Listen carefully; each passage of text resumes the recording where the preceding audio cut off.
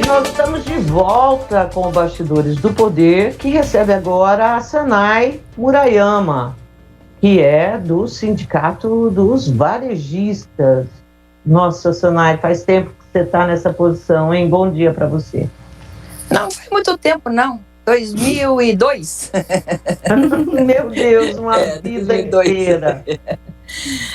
Sanai, bom, com essa história aí no sindicato, né, desde 2002, o que você tem para comparar? Ou o que você tem, como que está evoluindo ou involuindo a questão do varejo aqui em Campinas? Vamos ser bem restritos. Olha, o varejo é muito dinâmico, né? E com essa pandemia a gente sentiu isso na pele. Aquele que era avesso à venda pela internet, ele teve que se virar nos 30 e aprender a fazer isso. Muitos ficaram com as suas lojas totalmente fechadas. Quem conseguiu dar o pulo do gato ainda tá ativo. Aquele que não conseguiu já baixou as portas, né? E a previsão é bem triste, porque pelo levantamento da FEComércio, de março do ano passado até agora, nós tivemos um crescimento de 3,7, em média em 3,7, contando aquelas que não fecharam e aquelas que fecharam. Então, a média. No MPC, que vai ter que ser negociado agora em setembro, por aumento dos funcionários, que já está em 9,22, a conta não fecha. Tá? Então, essa é a grande encruzilhada agora dos sindicatos do comércio, a próxima negociação do aumento dos funcionários, né? Então, como que a gente vai equalizar tudo isso? Então, a gente vê, Sanai, assim, a gente tem falado muito com prefeitos aqui no Bastidores, e só semana passada, não falando com Jundiaí, Indaiatuba, Sorocaba, Jaguariúna, Sumaré, pra você ter uma ideia, é muita coisa. E eles têm dito que eles tiveram um aumento de arrecadação, principalmente advindo aí do ICMS, que deu um salto. Se o varejo, que é a força motriz aí desse país, está tão mal das pernas, como é que pôde ter esse salto na arrecadação de ICMS?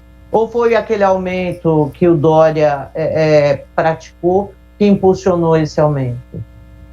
Zezé, o Dória não deu aumento. Pelas palavras dele, ele simplesmente tirou subsídios. Só que esses subsídios significaram 17% de aumento. Você acha que é isso que impactou no ICMS? E tem outra coisa, a indústria não parou, Zezé. Então, grande parte desse ICMS vem da indústria também. Tá? Mas tem que vender para a indústria produzir. Sim. Mas como a indústria não parou, e alguns segmentos nossos do comércio também não pararam, e com essa retirada do subsídio, tá? Esse número não aumenta. Pombas, é 17%, Zezé. Tá? Então, olhar um número puramente, só o número, isso não significa nada, tá? A minha formação eu tenho formação em estatística pela Unicamp. Então, aquela história que o número não mente, mente sim, tá? Mente conforme você quer divulgar o seu resultado.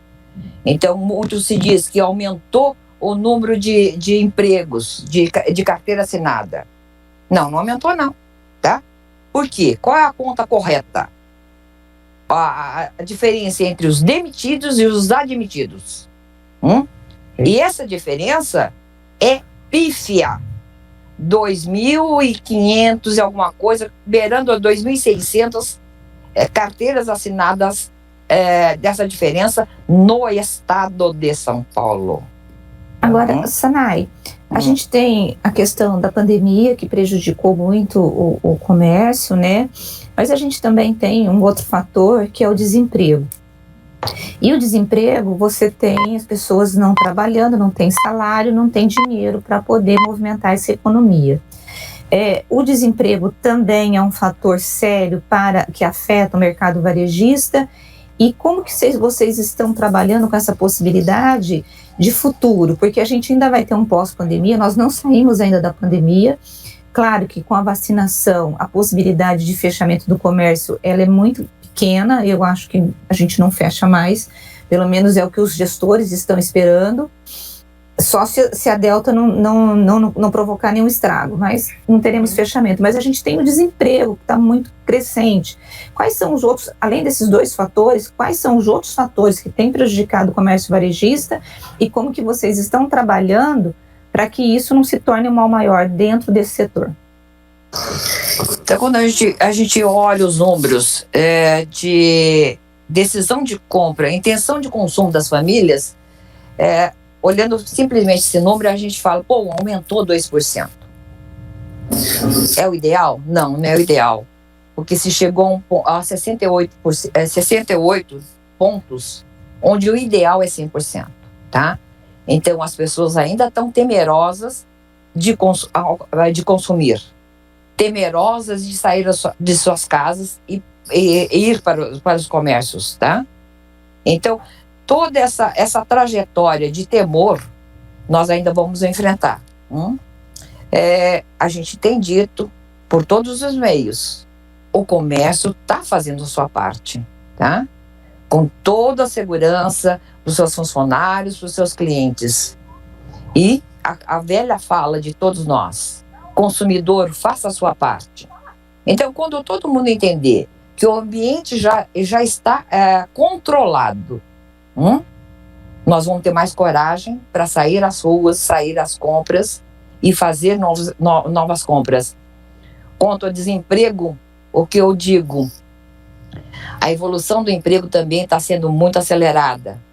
Então, hoje, existem muitas oportunidades de cursos gratuitos pela internet. Cursos muito bons. O próprio Senac tem feito vários cursos online, tá? E as pessoas têm que entender que para conseguir um emprego nessa pós-pandemia, ele vai ter que ser um pouco mais capacitado do que era. Hoje as nossas necessidades são outras, tá? A gente viu que aquela forma de vender do passado já está multifacetado. Hoje eu não consigo viver somente da venda presencial. Eu preciso estar na internet, eu preciso cacarejar para o mundo quem eu sou. Tá? E vale também para o empregado que quer uma colocação nova. Ele tem que se capacitar, tem que procurar se capacitar, procurar novas funções também. Tá? E você está percebendo que existe essa mobilização por parte de quem quer ser absorvido aí pelo mercado de trabalho? Porque a gente fala assim, tem que mudar, tem que... Assim, o que um vendedor, um cara que vai trabalhar no varejo hoje, o que essa figura tem que saber fazer? É internet? É relacionamento com o cliente? O que, Sanay? Gostar de pessoas. Tá. É o primordial, tá? Para o vendedor, é primordial que ele goste de pessoas, tá? Eles vivem mexendo no celular. Usem o celular ao seu favor, tá? Assim como os nossos gerentes de antigamente tinham sua carteira de clientes, cada vendedor deveria formar a sua carteira de clientes. Então, se eu fico desempregado de uma loja A, vamos falar de cosméticos, né? Eu fico desempregado de uma loja de cosméticos, mas eu tenho no meu aparelhinho um hall de clientes. Clientes. É simples, o WhatsApp eu pego e mando pro WhatsApp. Pessoal, não estou mais na loja A, estou na loja B, tá? Olha, e aqui tem um produto que você gosta. Então, todo mundo tem que aprender a ser empreendedor. Ser empreendedor não significa ter uma empresa. Ser empreendedor é fazer a minha vida melhorar. A Rose está desligada. Rose, está desligado. Está desligado aqui. Quando a gente pensa em Brasil e a gente vai para o empreendedorismo, a gente vê que quase que 60% ou 70% das pequenas empresas elas acabam fechando no prazo de 2 anos. Eu sei que o Sebrae tem trabalhado muito na assessoria para poder evitar esse fechamento precoce das empresas. Você acha que qualquer pessoa pode ser empreendedora? Porque eu estou falando assim, Sanai, eu, por exemplo, não sei ser empreendedora. Eu consigo só ser empregada. Todo mundo tem esse perfil? Ou você acha que dá para descobrir? Porque muita gente que está desempregada hoje está empreendendo. A gente sabe disso, ou de forma informal, ou vendendo alguma coisa, ou tentando achar um jeito para poder sobreviver. Você acha que essa crise do desemprego vai levar a um crescimento do mercado empreendedor? Sim. Apesar de você falar para mim que você não é empreendedora, você é. Ah, é? Porque você saiu de uma mídia escrita, uma mídia na rádio, para uma outra forma de mídia. Tá? Verdade. Então, é você empreendedora. É isso que eu falo, de ser empreendedor. Não é ficar, ai meu Deus. Tudo nessa vida tem um jeito. A gente precisa pôr a cachola para funcionar e procurar, dentro das nossas aptidões, qual o caminho que a gente quer alcançar. Tá? Abrir um comércio porque eu acho que vender comida que todo mundo precisa comer vai dar certo? Não vai dar certo. Não vai dar certo. Existe todo o envolvimento no comércio. Não é bem assim. E para isso, as pessoas têm que se capacitar primeiro, fazer um estudo, que o Sebrae consegue fazer isso para você, junto com você, e não abrir as cegas. Tá? Gostei dessa portinha aqui, eu vou colocar comida aqui, vou vender para os meus vizinhos. Você conversou com os vizinhos? Você viu como que está a região? Se tem vários... aonde o pessoal costuma comer? Quanto custa? Qual é o tipo de comida? Então, tudo isso depende de pesquisa, não é mais achômetro. Quem abre a sua empresa no achômetro é fadado há 2 anos, está fechado. E também aquele acomodado, que eu digo que o comerciante tem que largar a mão dessa coisa de umbigo no balcão. Hoje o mundo tá muito dinâmico. Se a gente não olha ao nosso redor, a gente fica para trás. E vocês, repórteres, viveram isso intensamente. Tem tá? a mudança. Principalmente na cidade de Campinas, com o nosso jornal querido, né? Desse jeito que está. A gente viu muita coisa e teve realmente que se reinventar. Sanai, a gente falava aqui agora há pouco sobre a questão da crise energética e que, assim, para a gente que é obrigado a estar em contato com as notícias e notícias gerais, assim, o tempo todo, essa história da crise energética já há um mês e meio nos preocupa e nos preocupa muito, porque a gente vem falando com especialistas que vem colocando que a situação do país está se agravando e não tem a ver com o governo, mas uma coisa mais com governos, de uma forma geral. Como é que está isso? Essa discussão já chegou para vocês, Sanai? Hoje nós estamos mais confortáveis do que na crise na última 2014. Crise, foi em 2014, na Fernando Henrique, né? 2001, Fernando Henrique. Fernando Henrique. Onde a gente teve que reaprender a usar a energia, né? O tempo de banho, tudo a gente teve que reaprender, né? Hoje a gente está muito relaxado. A gente deixa todos os aparelhos ligados, todas as luzinhas acesas e não tem a dimensão que aquela luzinha que fica acesa lá está gastando. E gastando inutilmente. Então, a gente é muito sem vergonha. Quando o cinto aperta, a gente dá os pulos do gato. E depois desaprende. Desaprende a fazer as coisas.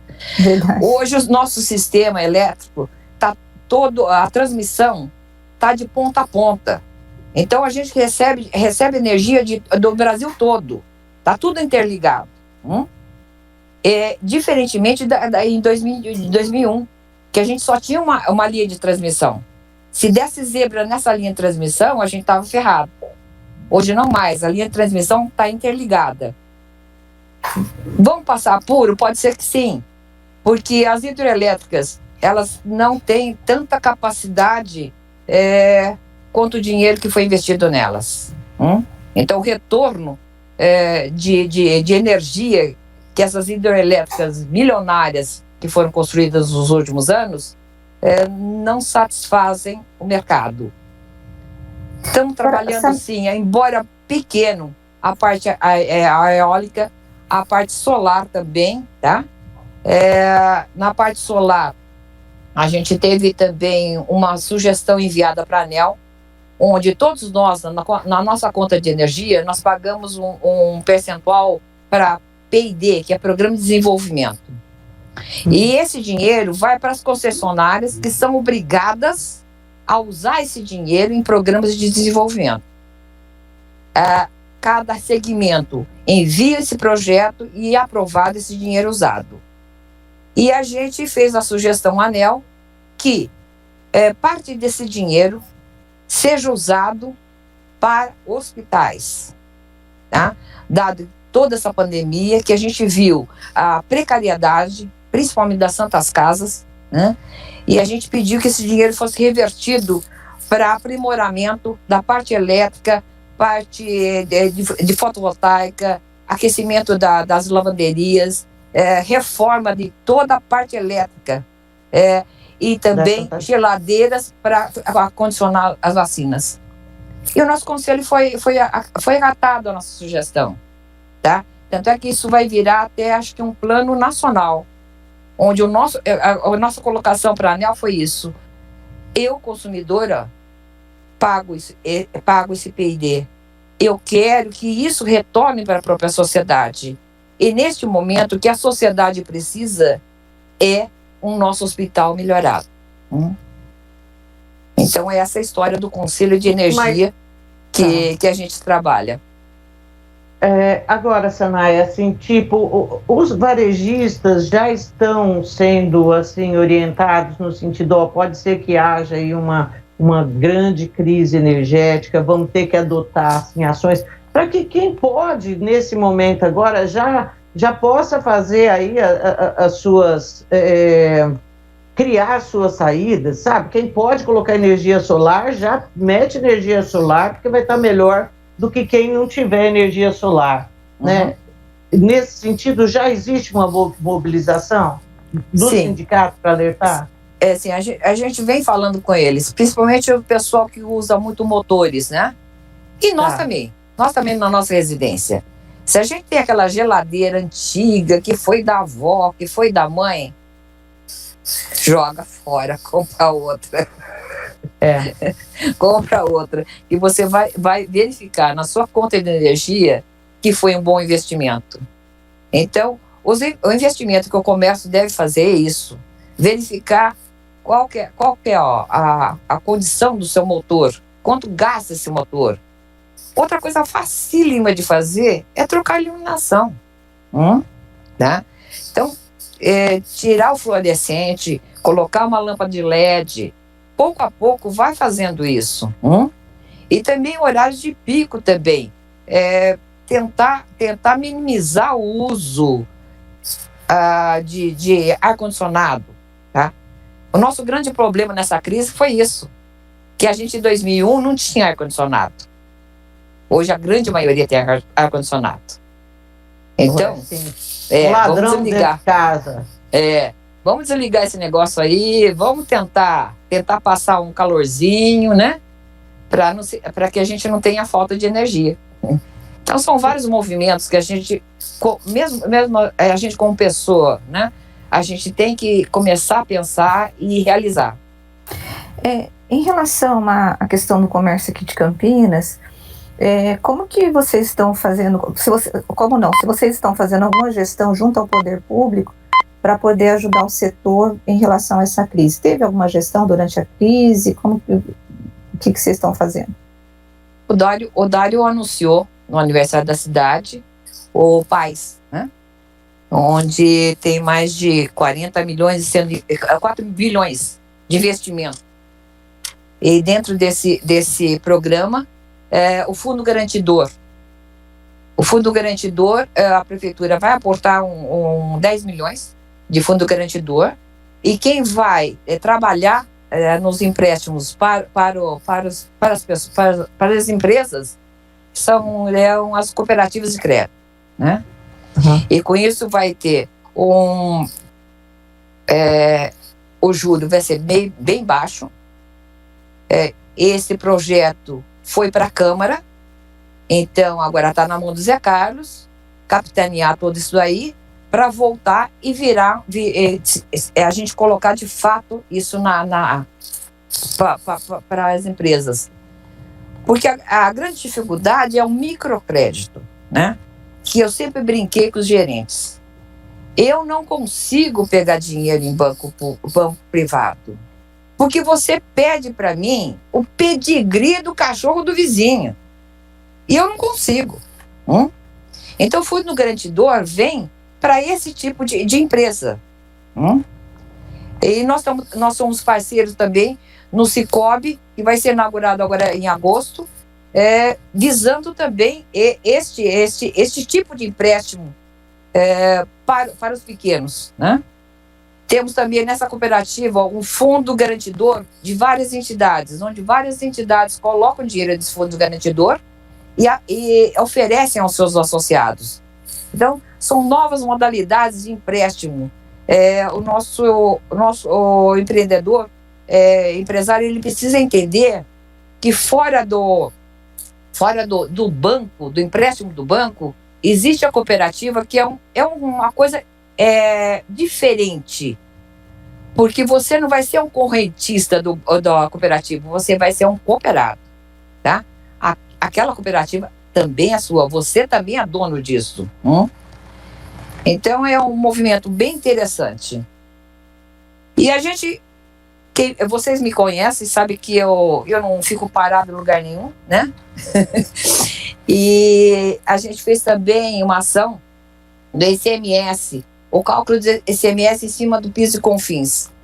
Tivemos êxito, já foi julgada e transitada. O nosso empresário pode entrar no nosso guarda-chuva, pedir o ressarcimento desde 2013 e parar de pagar daqui para frente, tá? E são esses movimentos que a gente faz em prol do nosso empresário. Outro movimento, esse mais social, porque a gente entende que a empresa que somente visa lucro está fora do mercado hoje, tá? O consumidor está sendo muito exigente e está olhando para dentro da empresa se ela faz o social, se ela faz o ambiental, tá? Então, uma empresa hoje não basta vender produtos, ela tem que estar inserida no social e no ambiental. E nesse quesito a gente vem trabalhando junto com o SESC em primeiro plano, convidando as empresas que já são doadoras do Mesa Brasil a convidarem seus clientes a serem doadores. Então é bem isso. Quando a gente faz alguma coisa, a gente tem que transmitir ao nosso consumidor o que nós estamos fazendo. Porque a grande maioria hoje está olhando para dentro da empresa, tá? Esse é o meu modo de ver a vida, o novo negócio. Eu tenho que me preocupar com o meu entorno, com a minha comunidade, aonde eu inseri o meu negócio. Então, a responsabilidade social e ambiental tem que estar muito mais aflorada. Interessante isso, né? O mundo realmente está mudando e exigindo mais de todos, né? Deixa eu dar um recadinho aqui, que o Marcão mandou pra gente. A dona Noêmia do Chapadão, ela tá pedindo para mandar um abraço para a Sanai, porque o marido dela foi pediatra dos seus filhos, o Dr. Edson Rolim de Moura. Nossa, doutor Edson. Um abraço para eles, para toda a família. Você vê que nosso programa também é um programa que conecta pessoas, né?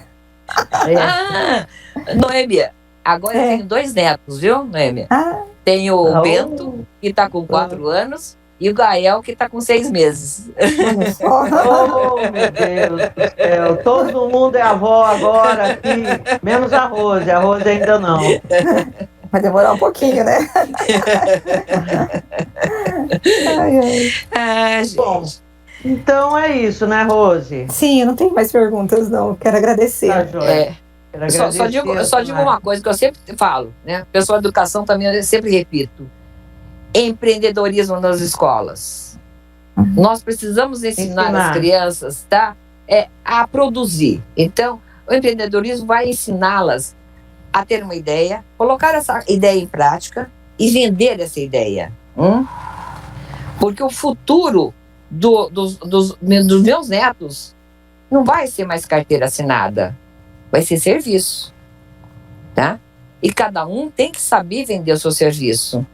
E uma outra coisa que acho que ia ser muito bom é colocar no currículo escolar venda, saber vender. Então, o que eu sempre brinco com a molecada, quando a gente dá curso no sindicato, foi numa sexta-feira à noite, né? E aquela turma do fundão com a cara amarrada. E vocês estão aqui fazendo o quê? Vocês estão aqui fazendo o quê? Vocês vieram aqui fazer o curso porque o patrão mandou? Falei, se vocês estiverem imbuídos dessa ideia, vocês não vão aprender nada, tá? Porque a arte de vender, ela extrapola a venda de produto, tá? A arte de vender significa para você arranjar um namorado bacana, um marido bacana, significa isso também. Porque você vai ter que aprender a vender o seu produto. E a turma caiu na risada. E tudo é venda, tá? O filho, quando vai barganhar com o pai um aumento de mesada, tudo é venda. Tudo é venda. Eu tô aqui me lembrando das minhas filhas, as meninas que faziam pulseirinha para vender na escola.